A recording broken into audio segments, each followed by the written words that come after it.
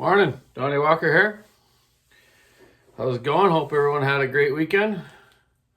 My weekend was good. Went on a road trip. More driving than hanging out though with the family. It was about a 4-hour drive each way.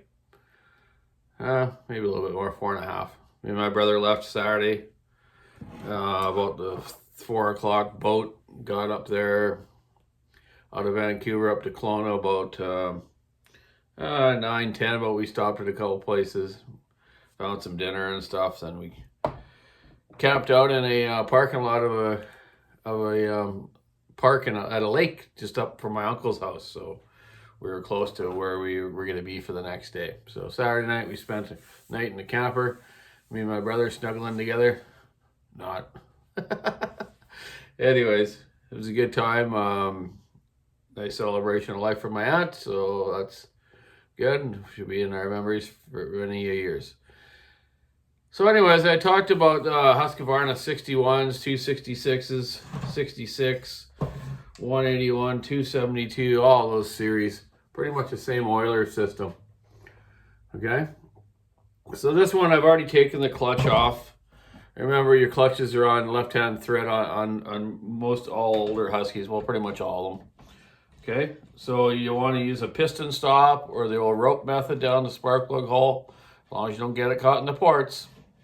Or an impact driver like I use at work, but just have your spark plug in so it's got some compression. This old 61 actually is in good shape. Piston and cylinder good shape. Piston and ring look good. So I'm gonna actually rebuild this, put this saw back together. If I remember correctly, it had a flooding carburetor and it needed some mounts. So I'll find another carburetor off another dead one that holds pressure and put a kit in it, and probably put some seals in this and new fuel system, and way you go again. It's great for a firewood cutter or just a hobbyist saw. They made 61s for a lot of years. They had the white tops, the orange tops, gray tops. Just a good all-around good saw.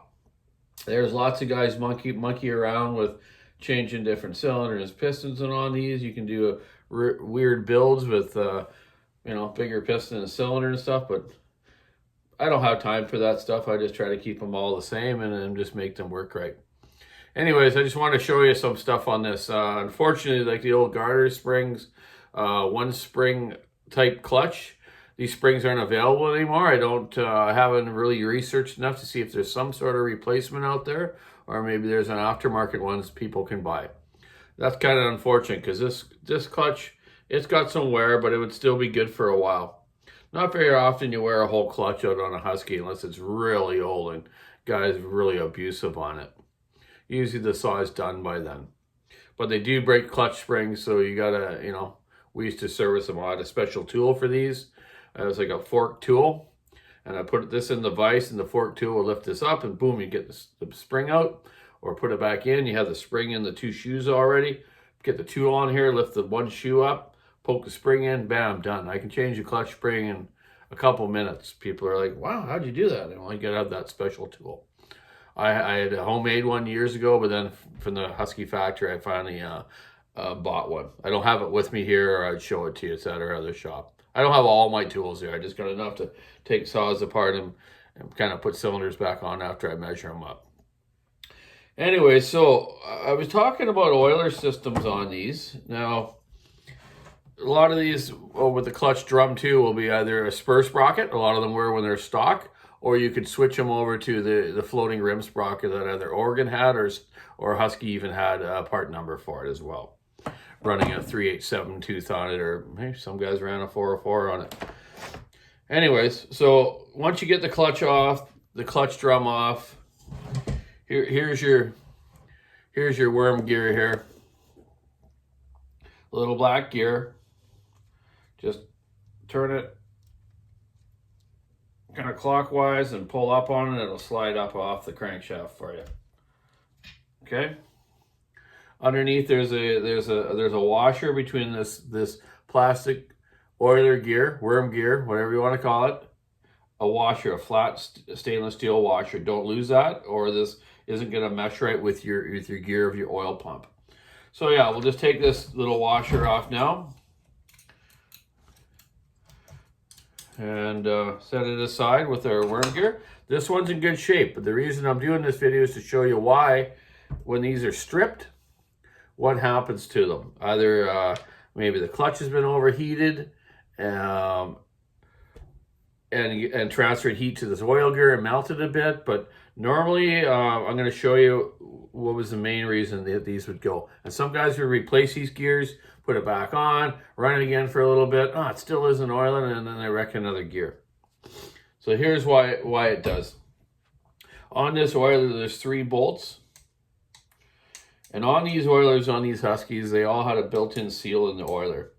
So you don't have to take the saw completely apart to change seals. Even on the flywheel side, you do not have to split the cases to change the seal. You simply pry that seal out with a kind of a hook screwdriver you can custom make. You get a flat blade, make a little hook on it, kind of hammer it in between the crank and the seal and pop it out, and pop a new one in. I do have seal sleeves for these. There's a long tapered kind of cone. It fits over the crankshaft, over the little lip here. And when you put the oiler back on, you would slide the seal over that cone seal sleeve and then seat it back in and do your 3 bolts back up. I thought I brought that with me, but I didn't. But I'll show you another time. Basically, you can also use, so I see some people wrap like a little bit of like a tin can, pop can cover or something over there, just enough so you can do it. Or these ones aren't that bad. You can actually, this little step down here on the crank, right, because this is seated in here already, okay? There's that little step on the crank where the seal is. You can almost sit there with a little screwdriver and just work your seal real slowly with a little screwdriver, get it over that little hump of the crank, and then push this oiler on. You can do that, but the sleeve just makes it so much easier. I've seen people make little tin things and little slider. Sure, that's fine. That works. But the sleeve's the best way to go. Okay, so I got these 3 screws out. Then I'm going to show you how this oiler function works. Obviously, you got an oil cap, an oil filler hole over on the other side here. Right above it, underneath the muffler, maybe hard for you to see, there's a little brass phenolic kind of piece here, perforated thing. That's your tank vent, okay? Let's make sure that isn't missing. So tank vent, filler hole, here's your oiler. Let's pop it off. I got the screws out already. And a lot of debris under here, so you want to be cleaning this too when you after you get it apart. So it's been on for a while. Let's get her off.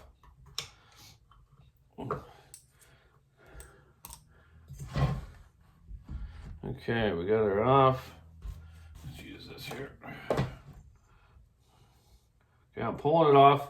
Now watch when you take it off, because now you're exposing your bearing and you're exposing the oil pickup hose here. That's this black one. Black one, obviously the big one here on the bottom, okay? So that's where the oil pump right here seals against the pickup, okay? Let's pull the pickup out. Use a little flat blade or a little pick like this.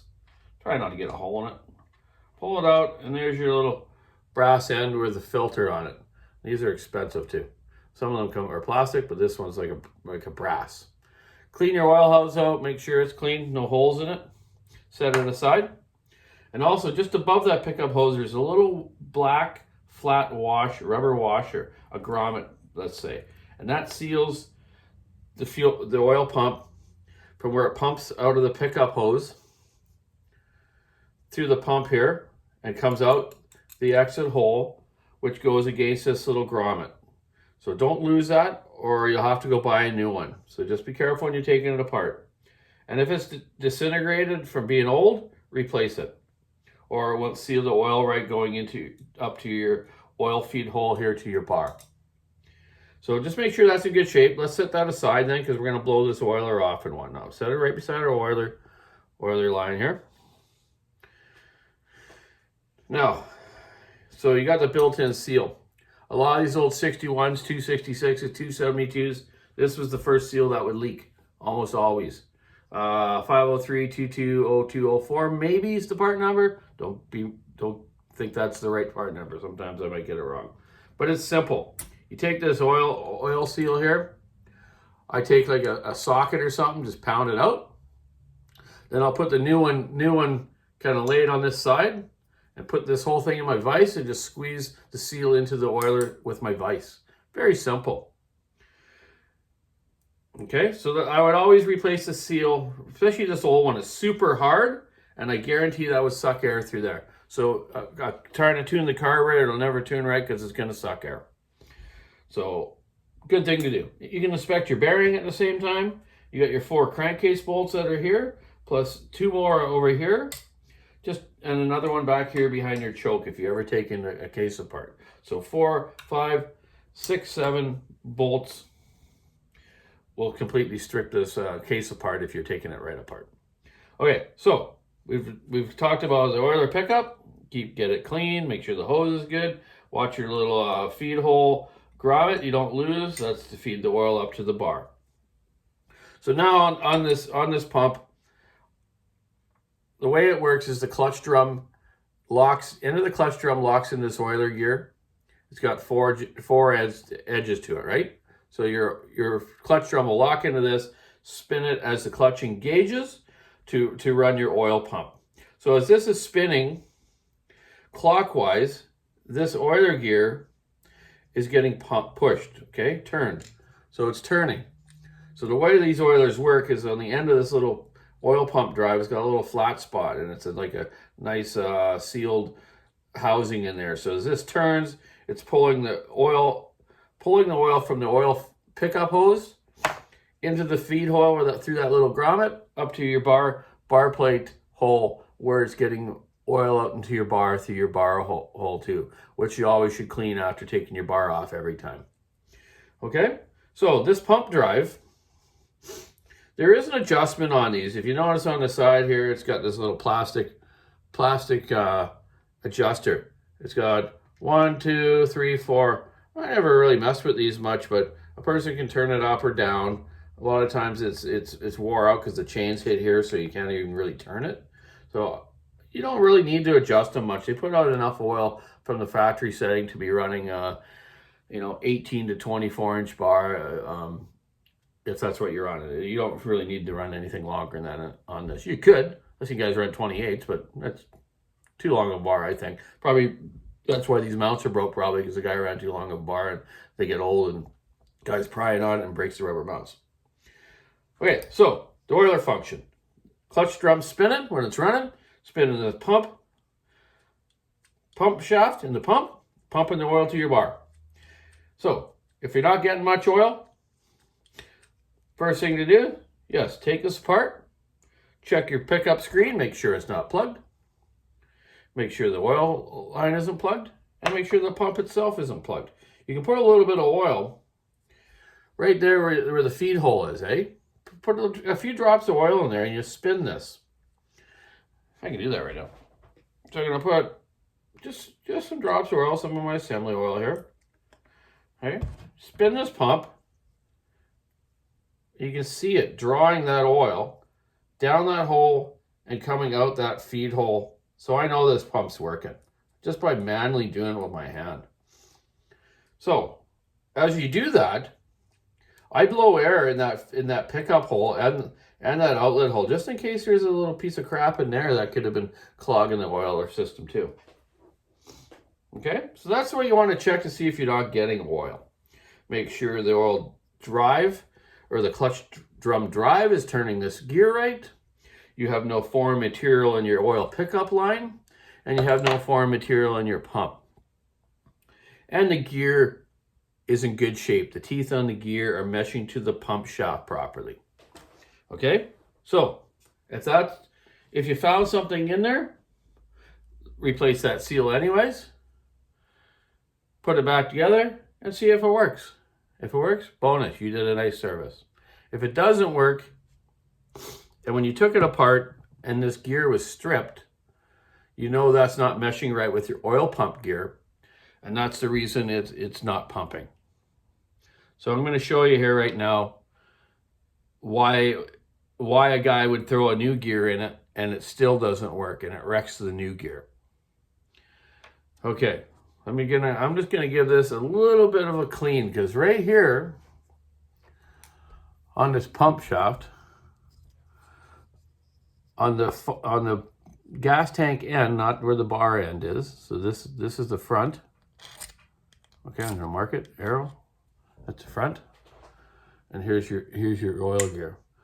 If you look at this gear on the oiler shaft, on the pump shaft, it's a little tiny flat blade screw right at the end there. That holds this gear on the shaft. So you can actually service this unit by putting a new pump shaft gear on it, which I'd never done. I might have sometime years ago, but I don't remember. So that little screw sometimes on these older saws comes out. So what happens, and I'll give you an example. Let me just blow this off so it's a little cleaner. Cleanliness, eh?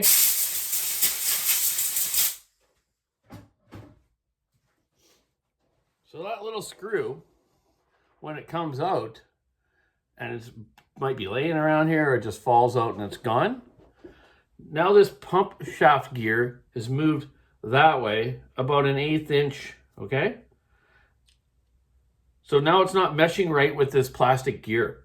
So when you put a new gear on and you haven't noticed that little tiny screw's missing, it'll eat your new gear right away and you're still not gonna have any oil. So there's something a lot of mechanics that I've trained and a lot of mechanics out there that might not even know in this. So this little screw, let's see if I can get it out. I don't really have a blade that small. Oh yeah, there we go. My little, nice little snap-on screwdriver did it. It's like a little tuning screwdriver. Yeah, let's take that screw out. I Loctite them when I put them back in, obviously. They are kind of Loctite from the factory. You notice Husqvarna doesn't use much Loctite compared to Stills. Only on some items they did. There's that little tiny screw. It's got a little kind of point to it, and it sits down into that shaft so it doesn't move around. So after I've taken that screw out, now this thing is moving over and not meshing right. It's moved over just enough so it won't mesh properly with that gear. You can see how I can push it back and forth. See how it moves back and forth now? It shouldn't do that. So yeah, now what you want to do is find the hole again, obviously, and line this back up. What you can do with these is you can actually take your adjuster piece here out and pull this whole shaft out and then clean that area and then put the screw back in. But most of the time I can find the hole again just by turning it around a bunch, sliding it the right way, you know, back over a little bit. Okay, there it is right there. And then hopefully your dealer has a new screw or you got another old carcass around that might have it in it. That's what I usually do. I don't think I've actually ordered the screw. I've always just had junkers around and go grab another screw out of an old saw. So I'll put that back in now. Put that little screw back in there. Now just check this out. It still moves back and forth, but it's supposed to, but it's not. The shaft is moving with the gear, so you know you got it in there right. Okay, now it's spinning right, and of course it's gonna go back and forth because that's the way it works to pump the oil. So yeah, that's what eats oiler gears on 61s, 266s, 272s. There's lots of series that had the same oiler. I'm not gonna list them all, but let's list a couple more. 162, 262. Okay, anyways, you get it. You get what I mean. They use this on a lot of saws. Good oiler system. Some old 2100s and 3120s had brass gears to connect with the stainless steel oil pumps. They're expensive. These plastic ones, they worked fine, man. There's nothing wrong with them. Yeah. So that pretty much explains that. So this saw, yeah, for me to put this back together, I'm gonna put a new seal in it. I'm gonna blow out that line, like I said, and put my little grommet back on the oiler here first. Okay, so let's say I just changed the seal. So I just changed the seal on my vise like I told you a second ago. Put the little black rubber seal back on the output of the pump. Clean your hose, your screen. Put that back in your hole. Okay. Get it in there. Clean out around here, right? Also on the oiler, you got two seals, really. You have your main engine seal, and you have a seal for the oiler. And that there as well can suck air if this is damaged or missing. It should seal properly into the crankcase here. So make sure your O-ring's in good shape.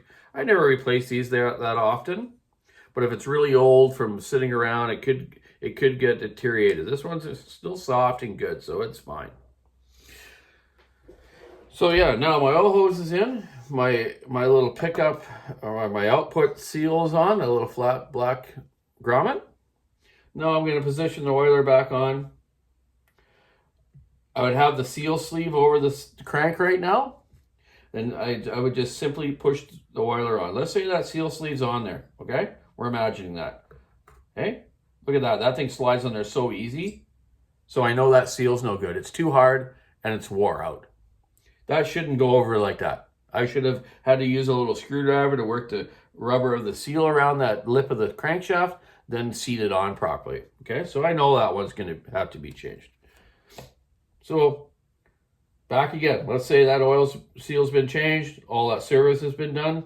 So now you've got the seal sleeve on there. We put the oiler back on. Now you take your 3 bolts, secure the oil pump back to the case. Now your oiler system's serviced and fixed right. Make sure you got that flat washer, stainless washer, back on before you put your clutch and drum on. So get that washer on. Inspect your gear again. Make sure that we didn't miss something there. It works. Looks in perfect shape. It's not worn on the bottom where it seals against that washer. And all the little cogs for the teeth for the clutch drum is good. So to set that on there, just kind of work it in clockwise. Make sure the shaft of the pump is turning right. And this thing's going to work. I've done so many of these oilers. I know this thing will work. Put your clutch drum back on. Either it's a spur sprocket or floating sprocket, so you need your right washers that protect this area and keep it clean. Little dust washers. Then your clutch back on left-hand thread after you've either found a new spring for it or another clutch. If you can't find these springs or you can't find aftermarket ones, which I'm going to search for just because it's kind of a drag to throw a good clutch away if you can't buy just a spring. So if not, you can go to the newer style clutches that 61s and 272s has that had the type of spring like a 372, like the metal kind of band ones. There's 3 of them, 1, 2, 3 there'd be, okay? Instead of the what they call a garter spring, I think they call these, okay? Tighten it good, and really, don't run it without a bar and chain at first. At least have a bar on it with your chain brake assembly. So when you first start it up and you rev it a little bit, hit that chain brake so it locks the clutch on, okay? A lot of people with these, and I told you before, with old 288s, 2100s, 272s, I don't mean to list them all, but these outboard Husky clutches, if you don't have this tightened properly or had run it with a bar and chain and had it seated, this clutch will come off. I'll go out to the back bench out here, which I told you before. Ding, ding, ding, ding, testing the saw, checking for oil. All of a sudden, bing, this friggin' clutch comes flying off. It's doing like 300 miles an hour down the ravine over there, down by the spruce tree or the maples, whatever. It's lost. Unless you got time to go down there and look for it with a metal detector. The brush is so heavy down there, the ferns and stuff. We never found them. We just put another clutch on. There's, like I said, there's probably 100 clutches down there. If I went down there metal detector, I know I can find some. Anyways, that's an oiler system on a Husky of these series. I hope you enjoyed the video. If you have any questions, let me know. And I'm also gonna make a note about this little screw. I'm gonna see if we have some of those in stock, because if you are rebuilding an old saw, it'd be nice to have if you don't have any old dead ones, old carcasses around to get one from me. Yeah. So anyways, it's Monday. Back at her. I got a lot of saws to do this week. A few pro guys and stuff to do before they head back to camp.